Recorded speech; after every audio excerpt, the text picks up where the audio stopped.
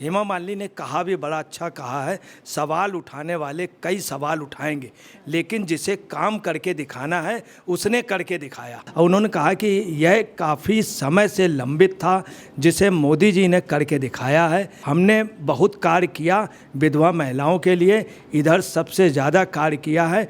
और नारी शक्ति वंदन अधिनियम को मैं प्रणाम करती हूँ। और महिलाओं के लिए अब ठोस कार्य होंगे, ये लोकसभा में ही नहीं, ये विधानसभा और विधान परिषद में भी होगा।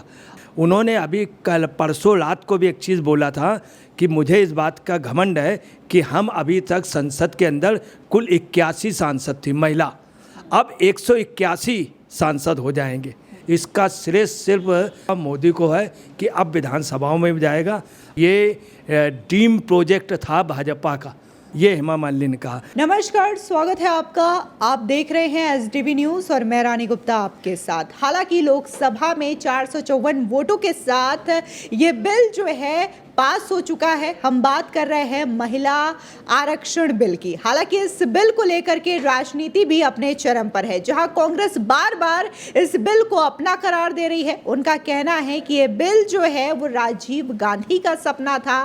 सोनिया गांधी और राहुल गांधी, नरसिम्हा राव, तमाम जो लीडर्स रहे हैं कांग्रेस के, उन्होंने इसको लेकर के बात कही है। लेकिन इस बीच बीजेपी की जो सांसद हैं और अभिनेत्री हेमा मालिनी के द्वारा कांग्रेस को करारा जवाब दिया गया है। उनका कहना है कि सवाल करने वाले तो सवाल करते हैं, लेकिन काम करने वाले काम करके ही दिखाते हैं। और ये जो महिला आरक्षण बिल है वो भी काफी लंबे समय से लंबित था, लेकिन प्रधानमंत्री मोदी ने इसे पास करवा करके ये साबित कर दिया है कि कैसे काम किया जाता है। तो इस मामले को लेकर के चर्चा करने के लिए हमारे साथ इस वक्त मौजूद है वरिष्ठ पत्रकार अजय जी। सर, स्वागत है आपका। सबसे पहला सवाल, जिस तरीके से कांग्रेस बार बार इसे अपना बिल बताती रही है, लेकिन ये सच्चाई है, इसे कोई झुठला नहीं सकता है कि मोदी कार्यकाल के दौरान ही ये बिल जो है लोकसभा में भारी बहुमत के साथ पास हुआ है। हालांकि 2 इसके खिलाफ भी वोटिंग किए गए हैं। इसको लेकर के क्या कहेंगे? देखिए, बहुत अच्छी बात है कि अभी तक के जितने भी जैसे सदन में जो भी मतदान हुए हैं, तो सबसे कम वोट 2 विरोध में गए। इसके पहले जो भी मतदान हुए अधिकतर किसी में 10 गए, किसी में 50 गए, किसी में 100, सबसे कम सिर्फ 2 वोट अपोज में पड़ना बहुत बड़ी बात। इसका मतलब एक प्रकार से मान के चलिए सर्वसम्मत से। और लोकसभा में जहां इतने विपक्षी दल हैं, 26 गठबंधन, तो उस हिसाब से जो INDI का गठबंधन टूट गया, सब उसके फेवर में आ गए जो मोदी जी ने प्रेजेंट किया। तो इसका मतलब ये हुआ कि एक बहुत बड़ी जीत हुई, महिलाओं की जीत हुई। और इस सरकार की जीत है। ये अगर किसी को श्रेय जाता है तो भाजपा को और नरेंद्र मोदी जी को, जिन्होंने वास्तव में करके दिखाया।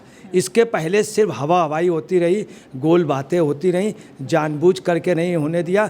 इसके पहले भी आपको बताना है, जिस समय रहा उनके समय, नरसिम्हा राव जी के समय, उनके समय एक बार पास हुआ, राजीव गांधी के समय जानबूझ करके राज्यसभा में कहा नहीं गया अपने सांसदों से, इन्हीं के सांसद नहीं आए थे कांग्रेस के।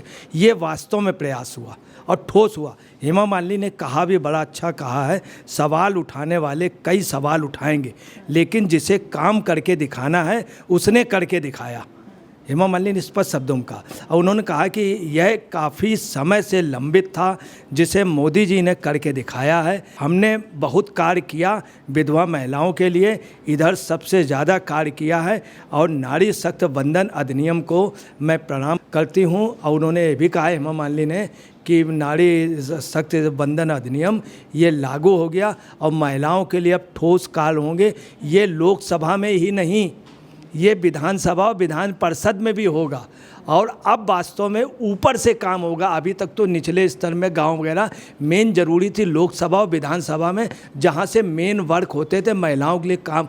अगर ऊपर से सुधार आएगा तो नीचे तक सुधार जाएगा, ये हेमा मालिनी ने कहा। उन्होंने अभी कल परसों रात को भी एक चीज़ बोला था कि मुझे इस बात का घमंड है कि हम अभी तक संसद के अंदर कुल 81 सांसद थी महिला, अब 181 सांसद हो जाएंगे, जो ये बहुत बड़ी खुशी की बात है। 81 से हम लोग 181 एकदम से हो गए। और ये अभी जब तक वो होगा तो 181 सांसदों का जो प्रपोजल है, जहाँ से मेल भी लड़ेंगे वहाँ से भी फीमेल को भी एक चांस दिया जाएगा। तो ये बहुत बड़ी एक उपलब्धि होगी। हम पार्लियामेंट में बहुत बड़ी ताकत से होंगे, हमारी रिस्पेक्ट बढ़ेगी, हमारी इज्जत बनेगी। उन्होंने ये भी कहा महिलाएं अच्छा काम कर रही हैं। आपके उड़ने के लिए आसमान अब खुला है। अब ये बंदिशें नहीं है कि अब आसमान खुला है। उन्होंने यह भी कहा कि 128वें संवैधानिक संशोधन विधेयक के रूप में पेश किया गया, जो हमेशा हर महिला को याद रहेगा। और विधानसभाओं में 33% आरक्षण, ये भी अब सब राज्य सरकारें कर दें। उन्होंने ये भी कहा कि सब राज्य सरकारें कर दें। इसका श्रेय सिर्फ भाजपा मोदी को है कि अब विधानसभाओं में भी जाएगा। उन्होंने ये भी बोला कि ये ड्रीम प्रोजेक्ट था भाजपा का ड्रीम प्रोजेक्ट था, मोदी जी का ड्रीम प्रोजेक्ट था। तो उन्होंने कहा कि ड्रीम प्रोजेक्ट था भाजपा का, और जो ड्रीम प्रोजेक्ट है उस सपने को साकार कर दिया। उन्होंने ये भी बोला कि विजय राजेश सिंधिया ने और गीता मुखर्जी ने सबसे पहले बात उठाई थी। इसका श्रेय गीता मुखर्जी को बल्कि विपक्ष के सांसदों ने बोला, और उसके बाद सुषमा स्वराज जी ने इसको लीड किया था। लेकिन बार बार कांग्रेस तो यही कह रही है। अभी जब इस बिल को लेकर के लोकसभा में बहस भी चल रही थी, तब भी सोनिया गांधी ने इस बहस की शुरुआत की थी और उन्होंने ये कहा था कि ये जो बिल है वो मेरे जीवन साथी यानी कि राजीव गांधी का सपना है। और इसी के साथ ही तमाम जो प्रधानमंत्री रहे उनका नाम गिनाया। और इसी के साथ ही अगर टीएमसी की बात करें तो टीएमसी ने भी यही कहा है कि ममता बनर्जी ने भी इसको लेकर के सबसे पहले बात रखी थी महिला आरक्षण बिल को लेकर के। इस पे क्या कहेंगे? देखिए, मैं आपको बता रहा हूँ कि एक चीज़ क्लियर कर दूँ कि राजीव गांधी वाली जो बात कही जा रही बिल्कुल भी गलत कही जा रही। इसके पहले मैं आपको क्लियर कर दूँ कि इसके पहले कई बार, सबसे पहले विजय राजेश सिंधिया, माधवराव सिंधिया जी की माता जी ने बात कही थी, जो मध्य प्रदेश से थी। सबसे पहले उन्होंने कही थी जब भाजपा के पहले जब जनसंघ का अधिवेशन हुआ था, जिसमें दीनदयाल उपाध्याय अध्यक्ष बनाए गए थे और उसके बाद अटल बिहारी वाजपेयी जी आए, तब उन्होंने दोनों बार इस प्रपोजल को रखा था। इसके लिए एक प्रदर्शन भी जनसंघ ने किया था, पूर्ववर्ती भाजपा ने प्रदर्शन किया था। और ये नरसिंहा राव जी ने पास कराया था, जबकि राजीव गांधी के पास पूरा बहुमत था। पूर्ण बहुमत से 84 में बहुत अधिक बहुमत से आए थे। इतिहास की सबसे अधिक कांग्रेस को सीटें इंदिरा गांधी के मरने के बाद, मगर राजीव गांधी ने जानबूझ के ये पास नहीं कराया था। यह नरसिंहा राव का साहस था, जो अल्पमत में थे। उन्होंने पंचायतों उनको 33% का आरक्षण दिया था। इसमें राजीव गांधी का कहीं योगदान नहीं। इसके पहले इमरजेंसी में संजय गांधी ने दहेज रहित विवाह, उसके लिए डिमांड संजय गांधी ने की थी। तो जो राजीव गांधी की बात है बिल्कुल गलत। इसके बाद अटल बिहारी वाजपेयी के उसमें पास हुआ ये प्रपोजल, मगर इन लोगों ने राज्यसभा में होने नहीं दिया। अटल बिहारी वाजपेयी को उसमें 3 बार पास हुआ। तो जो कांग्रेस को श्रेय दिया जा रहा, ये सिर्फ एक योजनाबद्ध तरीके से जो सोनिया जी उजाएँ आई थी, उनका पहले से सेट था कि हम बोलेंगे चौधरी जी को कि महिला बिल, ये बेवजह का अपना नाम लेना, इनका कोई योगदान नहीं। अगर ये चाय लेते, बहुमत में थे, तो पास करा करके कर, मगर वो लोग कभी नहीं चाहते। अभी भी अरंगा डालना है, कहीं कुछ करके। हाँ, ममता बनर्जी ने उस समय ज़रूर किया था, मगर आपको बता रहे हैं वहीं पे लालू के उन्होंने और राजद ने और मुलायम सिंह की पार्टी ने विरोध किया था महिला। ये कटु सच है। और तो ये बात अगर कांग्रेस कह रही तो बिल्कुल गलत। कांग्रेस इसी तरह गोल गोल बात करती रही, घुमाती रही, और मोदी ने वास्तव में डी के अंदर घुस करके गोल कर दिया। तो मोदी का जहाँ तक इसमें है, तो इसमें मोदी का है, भाजपा का योगदान है। ये बिल्कुल गलत बात है कि राजीव गांधी का कोई योगदान नहीं, और सोनिया जी का तो कोई लेना देना नहीं है, कोई भी लेना देना है। इन्होंने महिलाओं के लिए, अगर सोनिया जी का आरक्षण नहीं पास हुआ था तब राजीव गांधी इनके मरहूम पति लाए थे, तो अगर उस समय था तो ये अपने यहाँ महिलाओं के 33% सीट दे देती। आज ये राज्य कल नहीं होती, ये 50% दे देती, 33 दे देती, 30% दे देती।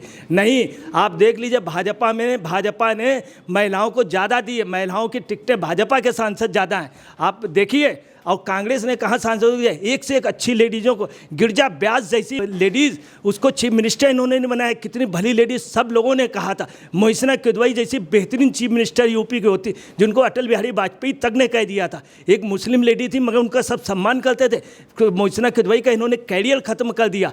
एक से एक अच्छी महिला नेता आई, मगर नहीं, इन्होंने किसी महिला नेता को कांग्रेस में नहीं पनपने दिया। नहीं, शैलजा देखिए हरियाणा में, राजस्थान में एक से एक अच्छी महिला नेता हूँ, मगर इन्होंने महिला नेताओं को नहीं पनपने दिया। इन्होंने उन्हीं को पनपने दिया जो इनके यहाँ वो करते। यही एक दुर्भाग्य था देश का कि देश में उनको पाटिल को राष्ट्रपति बनाया गया। क्या पोजीशन रही, सिर्फ सोनिया जी की पसंद थी, एक से एक अच्छी महिला नेता थी। बाद में कांग्रेस के तमाम नेताओं ने बात कही कि इससे उनको पाटिल को बनाने का क्या फ़ायदा रहा, उनका क्या राजनीतिक कैरियर था, क्या वो था। बाद में मालूम क्या हुआ, जो राष्ट्रपति भवन के मेडल थे वो अपने घर ले गई थी, और पुणे में उन्होंने वहाँ पे जहाँ हवाई अड्डा है उसके पास अपनी मल्टी स्टोरेज बिल्डिंग बनवा ली थी एयरफोर्स एरिया पे। आप समझ लिए, बाद में मेडल लेना भारत सरकार को बड़ी मुसीबत हो गई थी, जो भारत सरकार की ज़रूरत थी। ये इन्होंने महिलाओं के लिए कुछ नहीं किया, मोदी ने किया है। मोदी जब वहाँ से हटे हैं, तो गुजरात से चीफ मिनिस्टर सब के बाद प्रधानमंत्री बने, तो उन्होंने उस महिला को चीफ मिनिस्टर बनाया, वहाँ से पटेल को वहाँ से बनाया, जो यूपी की राज्यपाल आनंद बहन पटेल को बनाया। तो अगर देखा जाए तो मोदी ने महिलाओं को जो सम्मान दिया वो अलग तरह का सम्मान दिया, जो वास्तविक सम्मान इन्होंने सिर्फ महिलाओं के नाम पे राजनीति की है। फिलहाल इस पूरे मामले को लेकर के आपकी क्या राय है, हमारे कमेंट सेक्शन में ज़रूर बताएं। धन्यवाद।